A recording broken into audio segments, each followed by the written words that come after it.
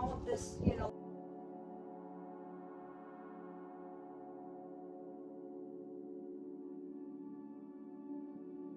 magical things all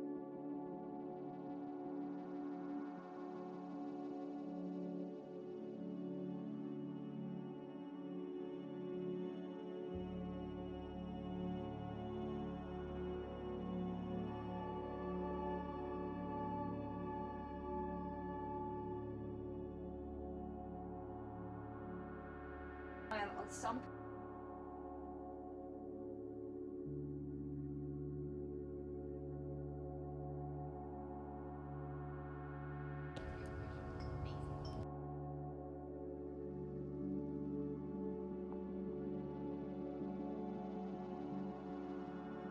It's a portal.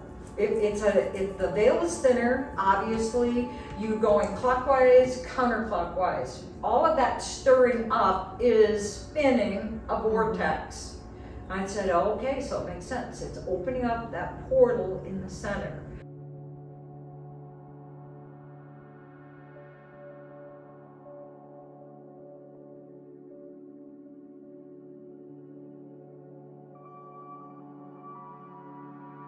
They are separated from their higher self, and what you're doing by walking the labyrinth is moving from the root chakra all the way to the crown chakra.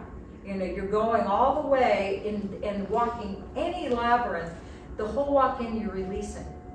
So you are getting in touch with what is out of balance, what doesn't work for me, what am I ready to change. You're doing kind of a self-examination. But if you're doing this with an earthbound soul, you're helping them clear that.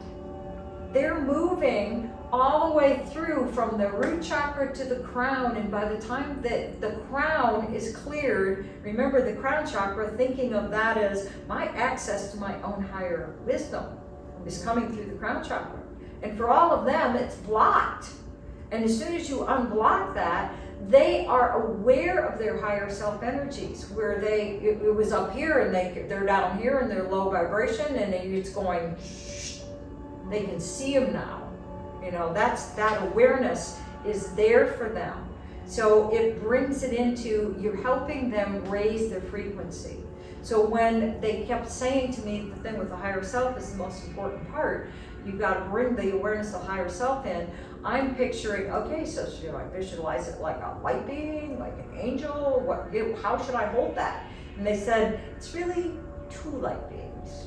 It's a male and a female, because it's the polarity. You've got to have the both, you know, to come together. There's a union happening. When you combine the male with the female, you have the third component, which is source. Okay, you bring source back into the picture. And it is, so I would watch two light beings coming up, flanking the soul that wouldn't cross over, like embracing them, like mother, father, you know, coming in and saying, it's okay, it's time to come home. And then it would morph, the male would morph into an upward pyramid of light, female interlocking downward pyramid, which is that, okay, it's the Merkaba. You know, so that is the light ship that takes them all the way to the soul bridge. You know, it's bringing them all the way across at a higher vibration than they were when they were disconnected.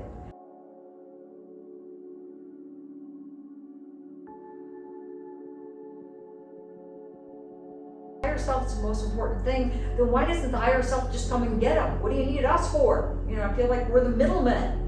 And he said, no, they cannot interfere with that. You are needed middlemen, because you're acting as the transducer that's taking that electricity that's too high and plugging it in and going until you've got a connection. You know, and us walking through the path of the labyrinth, it's our physical bodies grounding to the earth. So we are grounding the whole electron thing, and it is making the connection. So by the time they are in the center, the awareness is there and they can leave.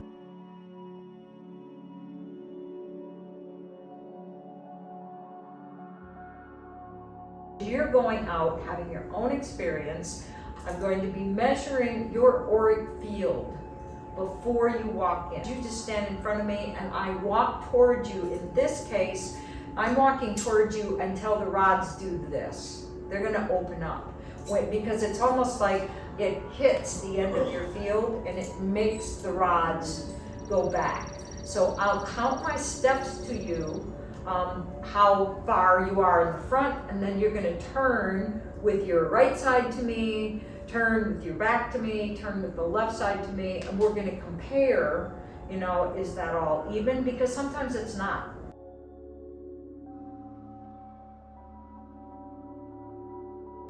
Sometimes there's one side that might be 3 steps and you have a different side that's 4 steps. And it's giving you a snapshot of what's going on in your own energy. Then from there, you're gonna go and have your own experience out there walking the labyrinth. And there is another walking path on the land. They call it Shante Ishta. Okay, that is the 9-petaled vesica. Okay, and this is not a labyrinth. A labyrinth is a single path that has no dead ends, no wrong turns, no choice points, that you just keep following that exact same path that takes you to the center, and then you follow that exact same path back out again. This, you walk in and immediately you have 4 choices. I can go left, I can go right, I can go straight up. So this would be considered a continuous walking path that is helping you get centered. So you guys will decide by feeling into it once you're out there to say, do I want to go straight into the labyrinth or do I want to walk this first? Okay, there is no right order of this. This, if you want to experience, so you understand the geometry of this, think of a circle with a point in the middle, then making another circle, from that point. That overlap is called a vesica. And the vesica Pisces is, the vesica shape is that most sacred in architecture that you're gonna find, okay? And they're saying it's because, think of the big 2 circles again, creating that overlap. It is kind of like the bridge, the gateway, the opening.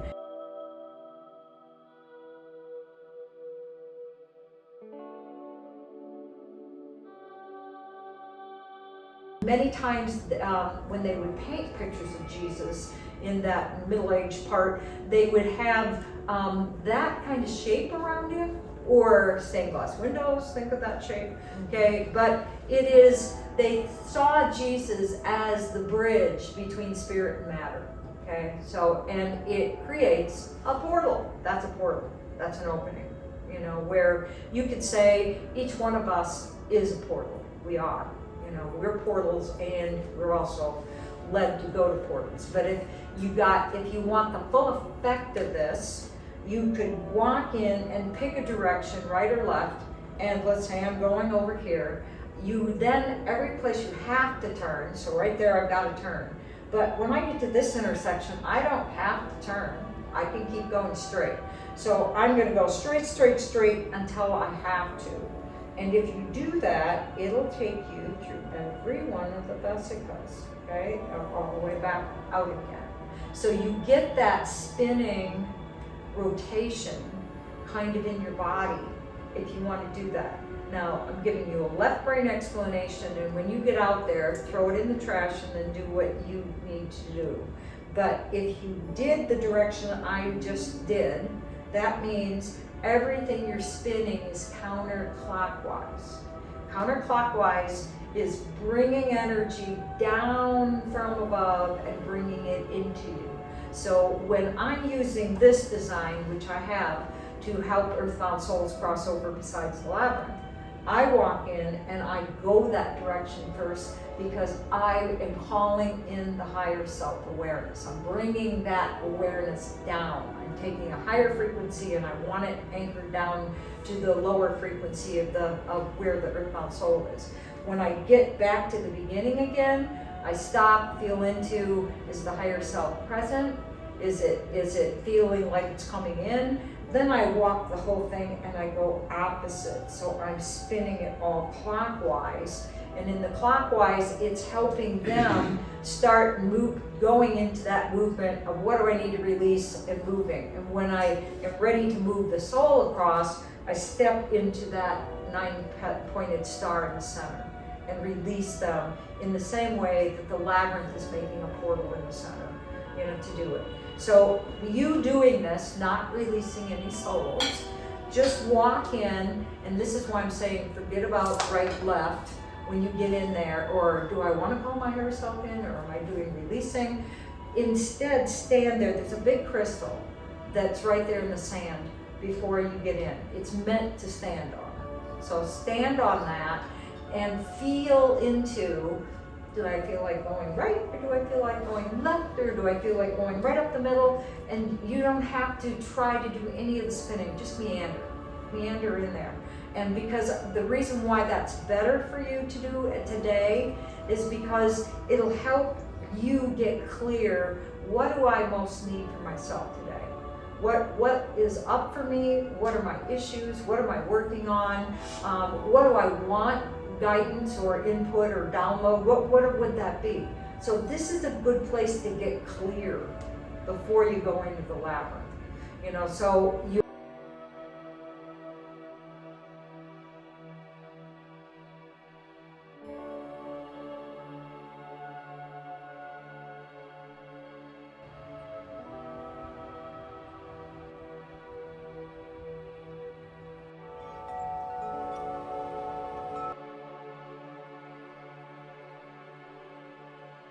so you're all going to be spread out.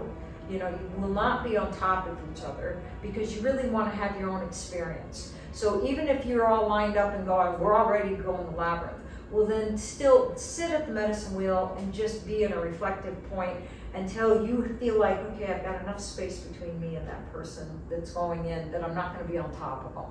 So as you are going now into the actual labyrinth, and I'm actually going to show you it in the Chakra Labyrinth card. So I've created this card deck to assist people in their journey of walking a labyrinth, because there's many people that might have the loose idea of chakras, but no, I don't really know what they're all about, so they're energy centers of the body, but it's the path itself is aligned with the chakras.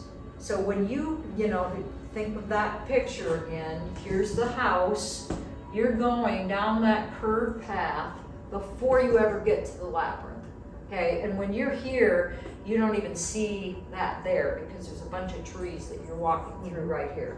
But when you get there, you'll go, oh yeah, I can see now there's fence posts out there.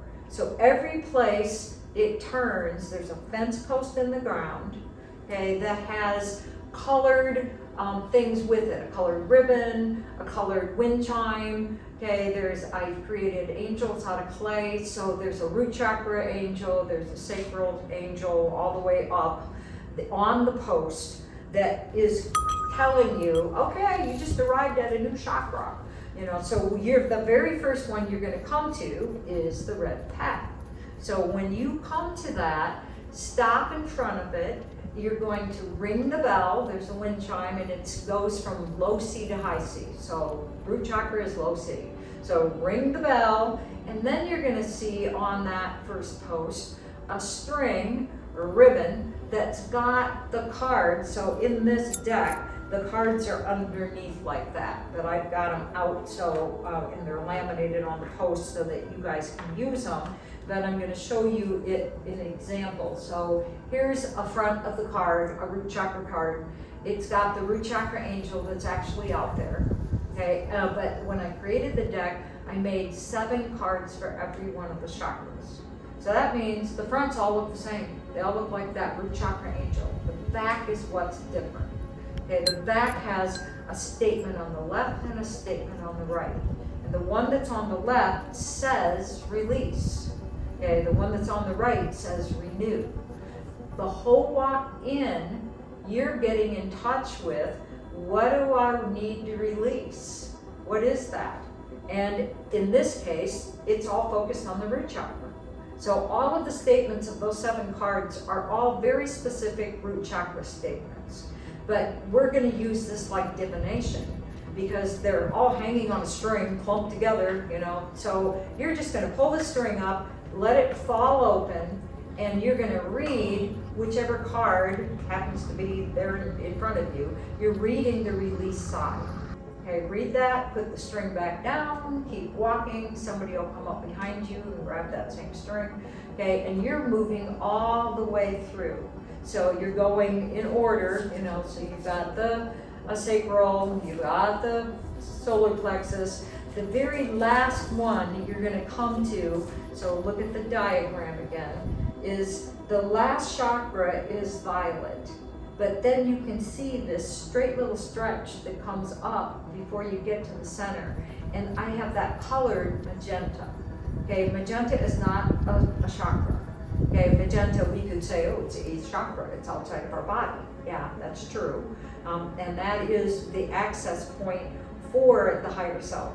You know, it's considered that 8th chakra. But this, I have it lined up with integration, that it's gonna help you. You've been releasing all the way till you get to this point. And you're going, okay, what element is going to help me do that releasing?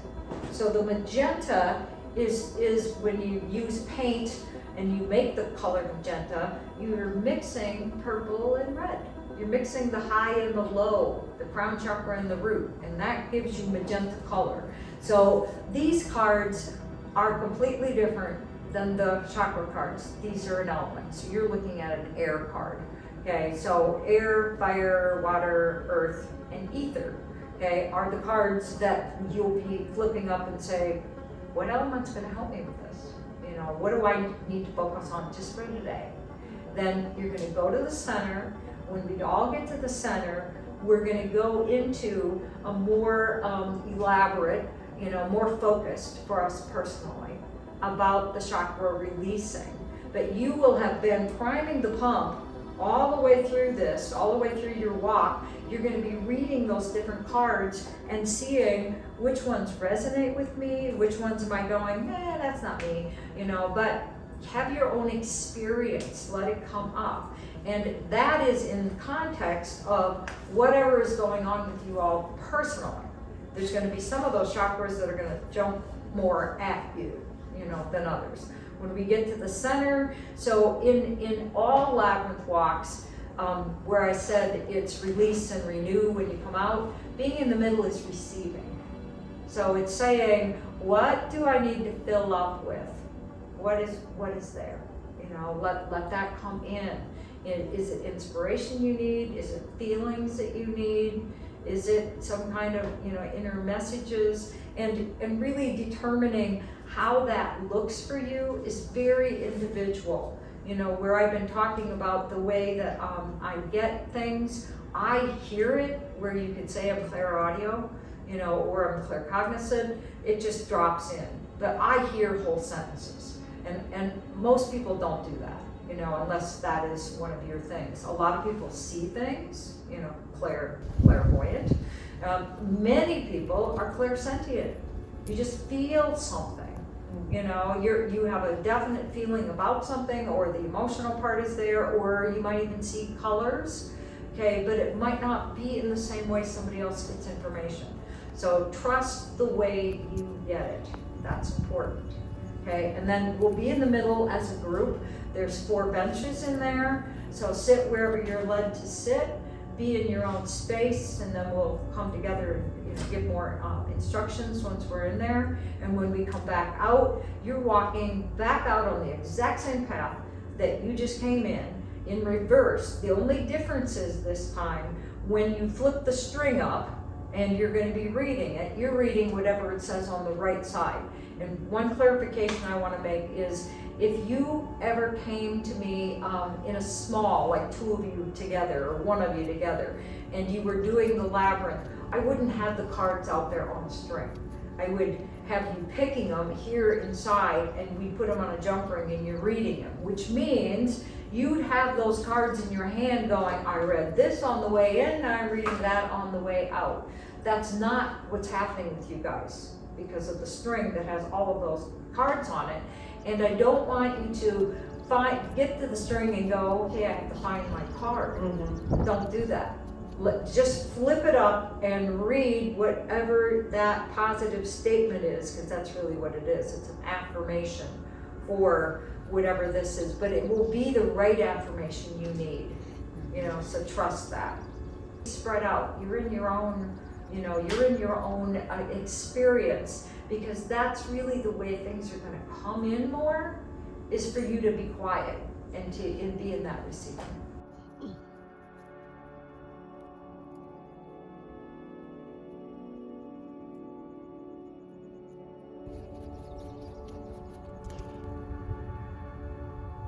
There's a little snaky friend that apparently our cat friend brought out to give us a message.